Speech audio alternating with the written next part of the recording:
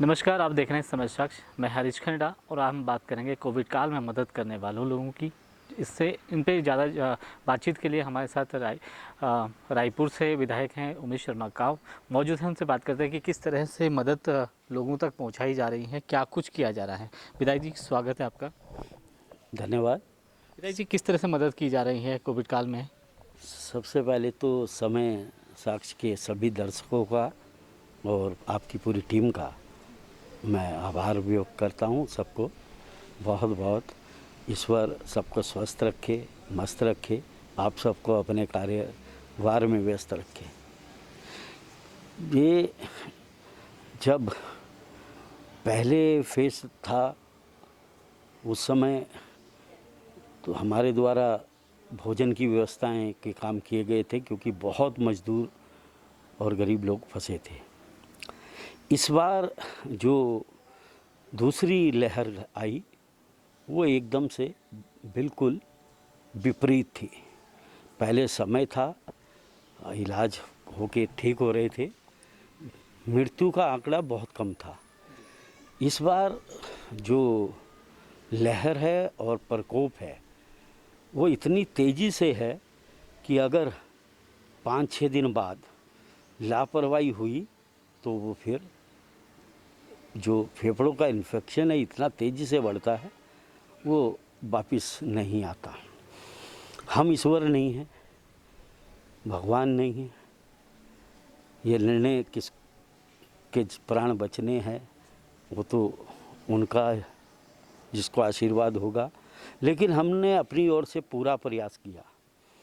जब कहीं गैस के ये ऑक्सीजन के सिलेंडर नहीं थे तो उस समय मेरे बम्बई के साथियों ने 200 सिलेंडर निःशुल्क भेजे, जो हमने 90 सिलेंडर जो दून हमारा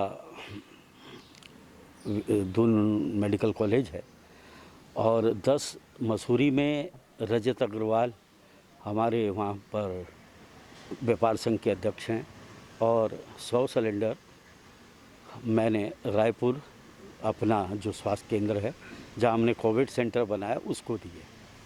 इसके बाद लगातार केसेस बढ़ने लगे।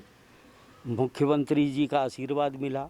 हर विधायक को 1-1 करोड़ रुपया अपने विधानसभा क्षेत्र में स्वास्थ्य सेवाओं को सुधारने के लिए उनके द्वारा स्वीकृत किया गया। मैं माननीय मुख्यमंत्री जी का बहुत बहुत आभार व्यक्त करता हूं कि जिनके द्वारा हमें प्रेरणा भी दी गई और धनराशि की व्यवस्था की गई, जिससे 30 बेड का आईसीयू हमने रायपुर बनाया। और उसमें जब 2 तारीख से लेकर 14 तारीख तक बहुत ही ये बीमारी अपने चरम पे थी और एक मिनट में क्षेत्रवासी के या पूरे जनपद के या जनपद से बाहर के, हमारे प्रदेश से बाहर के कई लोग, कहीं से उनको फ़ोन का पता लगता था तो आके उनको ऑक्सीजन देने का काम हमारे डॉक्टर, नर्सें और वहाँ जो वार्ड बॉय हैं, पीआरडी जवान हैं, हमारे पुलिस के जवान, पुलिस बल, उन्होंने बहुत मेहनत की और अपने प्राणों की एक तरह से परवाह ना करते हुए, मतलब 120 ऑक्सीजन के बेड थे तो 120 बेड फुल होते थे और बाहर बरामदे में भी कुर्सी लगाकर और ऑक्सीजन सिलेंडर लगाकर, जो बहुत भी भयंकर, क्योंकि जब कहीं बेड नहीं था देहरादून में, तो चाहे वो दून मेडिकल कॉलेज हो, इंद्रेज हो, कैलाश हो, कोरोनेशन हो या और जितने भी हमारे, चाहे मैक्स था, सबके जो गंभीर बीमार भी थे वो भी रायपुर की तरफ दौड़ने लगे। तो ईश्वर ने शक्ति दी। मैं अपने सारी स्वास्थ्य विभाग की टीम, डॉक्टर, नर्सें और जो भी वहाँ पर मदद कर रहे थे उनका बहुत आभारी व्यक्त करता हूँ कि उन्होंने बहुत लोगों को, चाहे वो बेड के द्वारा, चाहे ऑक्सीजन दे के या कुर्सी पे बैठा के, सब ने बहुत मेहनत की और इसमें बहुत बड़ा योगदान हमारे मुख्यमंत्री जी का है। 2 बार उन्होंने आके वहाँ दौरा भी किया, जिससे हमारा और हमारे सारे स्वास्थ्य कर्मियों का हौसला बढ़ा और हम अच्छी से अच्छी स्वास्थ्य सेवा देने के लिए वहाँ पर अपने ओर से प्रबंध करने में कामयाब हुए। इसके अतिरिक्त हमारे जो साथी बम्बई और गुजरात में हैं, जब उन्हें हमने बताया कि यहाँ ऑक्सीजन तो हम पे है, लेकिन उनको लाके हॉस्पिटलों में रखने के लिए सिलेंडर सबसे आवश्यक है और उसकी बहुत बड़ी किल्लत है, तो मेरे साथियों द्वारा 500 सिलेंडर, टोटल मिला के 700 सिलेंडर अब तक हमारे पास पहुंच गए। और जो पहले तो निःशुल्क आए थे, बाद वाले बहुत ही कम दाम में, वो मतलब बड़ा सिलेंडर 13,000 में यहाँ तक पहुँच के आया है। जंबो जो सिलेंडर होता है 47 किलो वाला। तो मैं उन साथियों का, क्योंकि पूरे भारतवर्ष में गैस का सिलेंडर ढूंढे नहीं मिल रहा था ऐसे समय में, और ऐसे समय में जब पूरा कच्छ, गुजरात ये नई आपदा में था, उस समय भी 250 सिलेंडर जो कल आए हैं, ये वहाँ से उन्होंने भेजने का काम किया। मैं तो उन्हें प्रणाम करता हूँ और उत्तराखंड की जनता के लिए जो उनकी सोच है हमारे साथियों की, मैं हमेशा के लिए कभी उनके लिए, तो कहाँ इतनी दूर बैठे हैं और तब भी उन्होंने इन हालातों में भी हमारे उत्तराखंड की जनता के लिए जो ये सिलेंडर आए हैं वो उनके ज़रूर काम आएंगे। और आने वाले जो तीसरी लहर के लिए हमारे विशेषज्ञ कहते हैं, उससे लड़ने के लिए हम अभी से तैयार होने का काम कर रहे हैं। विधायक जी, आपने कहा कि आप ईश्वर नहीं हैं, लेकिन ईश्वर से भी कम नहीं, क्योंकि मदद करने वाला ही ईश्वर का रूप माना जाता है। और अगर खैर इस बात पे भी हम बात करेंगे तो, लेकिन अगर रायपुर विधानसभा क्षेत्र में हम देखें तो यहाँ पे कितने आइसोलेशन बने हैं, कितने हॉस्पिटल आपके द्वारा निर्माण? देखिए, मैंने कहा ना, मैं मुख्यमंत्री जी का बहुत आभार व्यक्त करता हूँ। उत्तराखंड का सबसे बड़ा जो आइसोलेशन सेंटर है वो रायपुर जो स्टेडियम है वो है। उसके अतिरिक्त हमने प्राइवेट हॉस्पिटल भी, जैसे कनिष्क है, और जो भी हमें इस रूप में कई छोटे छोटे हॉस्पिटल हैं, उन्हें भी हमने सरकार से अधिकृत कराकर कोविड सेंटर के रूप में उन्हें लिया है। और हम प्रयास कर रहे हैं कि हम अधिक से अधिक आने वाले समय के लिए ऑक्सीजन बेड और वेंटिलेटर का भी व्यवस्था करें, जिससे अगर किसी भी तरह का पुनः कोई ये कोविड बीमारी अगर आती है तो हम उससे लड़ने के लिए अपने सभी क्षेत्र के, प्रदेश के और ज़िले के लोगों की सहायता करने में कामयाब रहें। जैसे कि सरकार की सूझबूझ से बहुत अच्छा निर्णय लिया गया कि समय पे लॉकडाउन लगाया गया, जिस कारण की जो अभी रफ्तार है कोरोना की वो काफ़ी धीमी हुई है।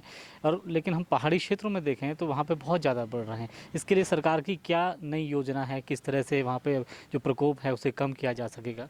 ये मैं अपने मुख्यमंत्री जी और पूरी मंत्रिपरिषद का आभार व्यक्त करता हूँ कि हम लोगों ने निवेदन किया था और सही समय में लॉकडाउन लगाया।